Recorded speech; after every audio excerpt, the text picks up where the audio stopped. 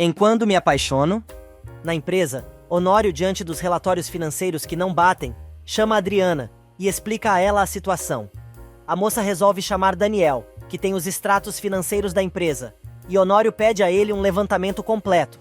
E enquanto no hospital, Roberta se faz de vítima para sensibilizar a família, na mansão, Constanza tenta consolar Renata. Nesse meio tempo, no interior, Carlos leva Matilde para ver a surpresa que ele preparou. Sem palavras, a moça se sensibiliza com a surpresa, lembrando dos momentos românticos com o rapaz. Jerônimo, por sua vez, não perde tempo. Ele volta ao hospital para procurar a médica que tratou Roberta e conhece Marina. Na mansão, continuando sua conversa com Renata, Constanza diz que não acredita que o que Jerônimo comentou seja tão absurdo, mas Renata não acredita que a irmã tenha sido capaz de tal coisa. A socialite convida a sobrinha para morar com ela e Renata topa na hora. Na Bonita, Carlos aproveita o momento e pede Matilde em casamento. Na capital, Marina explica que Jerônimo não pode pedir o teste de DNA sem a autorização de Roberta e do marido.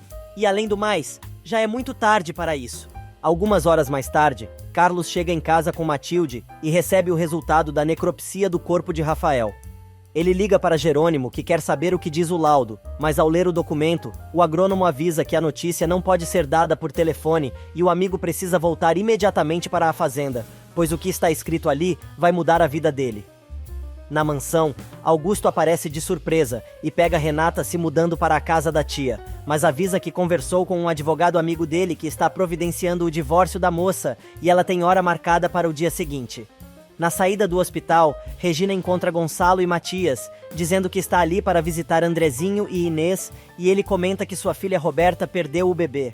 Os dois concordam que precisam conversar e ela o convida para ir à sua casa naquela noite. Antônio consegue falar com Cantu e avisa que Regina voltou para a capital, mas avisa que ele tem de ser o único a proteger a mulher e não quer que o detetive diga nada a Gonçalo. O investigador avisa que já estava voltando para a cidade, pois a pessoa que vai lhe dar as provas que precisa preferiu encontrá-lo novamente na capital, e alguns minutos mais tarde, Josefina encontra Soto, dizendo que precisa da ajuda dele, pois estão investigando seu passado. No entanto, o advogado avisa que se cansou de esperar que ela cumpra o que prometeu ou está sozinha nessa furada. Na cafeteria do hospital, Inês e Regina conversam. A fisioterapeuta diz que a vivência que teve com os desabrigados da fazenda, depois da enchente, a fez se dar conta que a vida pode ir embora num instante e, por isso, quer tocar sua vida por completo. A conversa continua, e Inês comenta que conheceu a esposa de Gonçalo outro dia quando levou a filha, que tinha tido um aborto espontâneo. Regina acha estranho, pois acabou de encontrar Gonçalo, e ele tinha lhe dito que Roberta estava internada por este mesmo motivo. Na fazenda, antes de ir à cozinha ganhar os parabéns pelo pedido de casamento, Carlos pergunta a Matilde quem esteve na fazenda no dia da morte de Rafael. A garota lembra que o patrão ficou sozinho quando ela e o irmão foram ao povoado comprar umas coisas para enfeitar a casa, e quando voltaram, ela o encontrou ferido no quarto. Depois chegaram Neves, Augusto e o padre Severino, mas antes dela chegar em casa, Durane esteve na Bonita e deixou um bilhete para Rafael. Matilde quer saber o motivo de tantas perguntas, e Carlos, mostrando o resultado da necropsia, diz que Jerônimo está voltando para a Bonita naquele mesmo dia. Matilde não acredita no que acabou de ler. No povoado, Álvaro encontra Catarina e começa a ameaçar a moça, dizendo que nunca vai dar o divórcio, agredindo-a em praça pública. Padre Severino manda o médico soltá-la e avisa que antes de usar uma batina, é homem e chama o rapaz para a briga. O médico arrega, mas avisa que a história dos dois ainda não acabou e resolve ir embora. Na Bonita, a galera invade o escritório por causa da demora do casal em comemorar o noivado. Lázaro diz estar preocupado porque acha que a família do rapaz não vai aceitar sua irmã por ser uma moça do campo. Nesse meio tempo, enquanto está na casa de Constanza tomando um café com Augusto, Renata recebe uma ligação de Jerônimo dizendo que precisa voltar para a fazenda. O fazendeiro se dá conta e, dissimuladamente, pergunta bem alto se a moça quer mais café. Jerônimo descobre que ela está com Augusto, mas a moça deixa claro que nem ela, nem eles precisam dar explicação, desligando o celular. Porém, Renata não se aguenta e vai chorar sozinha, no quarto, enquanto Linhares amarga ter perdido a esposa. Afundados em papéis e mais papéis, Adriana e Matias tentam entender o que está acontecendo nas finanças das empresas Monterrúbio, já que os números não batem. os dois resolvem dar uma paradinha no serviço, para fofocar sobre o casamento de Matias e seu divórcio de Roberta.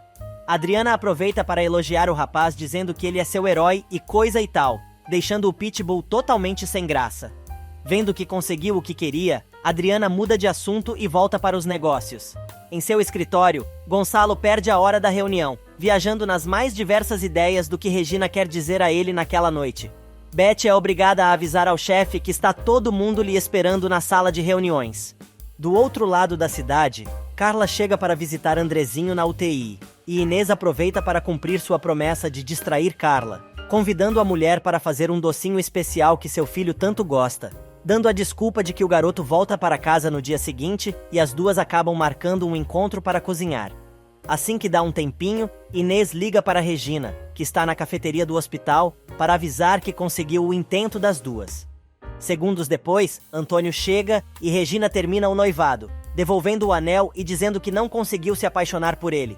Despeitado, o toureiro baixa o chifre e quer saber se a mulher o está trocando por Gonçalo, mas recebe a seguinte resposta: "Eu decidi definir a minha vida, por eu mesma. Não quero e não vou dar satisfações a ninguém sobre as minhas decisões. Estou aqui somente para dizer o que tem a ver com você. Lamento, Antônio, mas acabou." Já é tarde quando Jerônimo chega à fazenda e dá os parabéns a Carlos e Matilde pelo noivado. Segundos depois, os dois amigos vão direto para o escritório e quando Jerônimo lê o resultado da necropsia do corpo de seu irmão, descobre que o rapaz foi assassinado.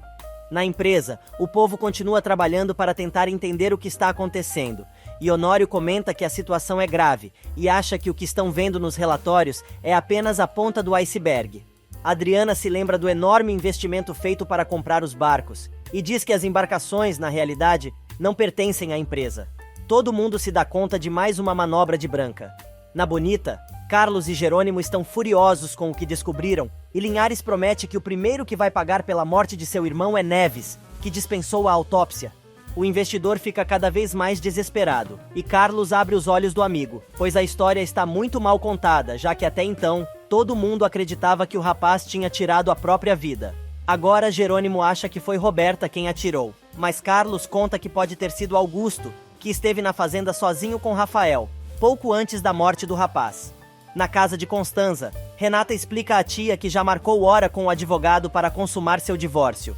As duas comentam sobre o interesse de Augusto por Renata, mas a garota diz que seu coração ainda não está pronto para outro relacionamento e o término de seu casamento com Jerônimo é definitivo. Agora o papo é sobre César. Constanza diz que não sabe o que sente pelo rapaz, mas com ele, ela se sente cheia de vida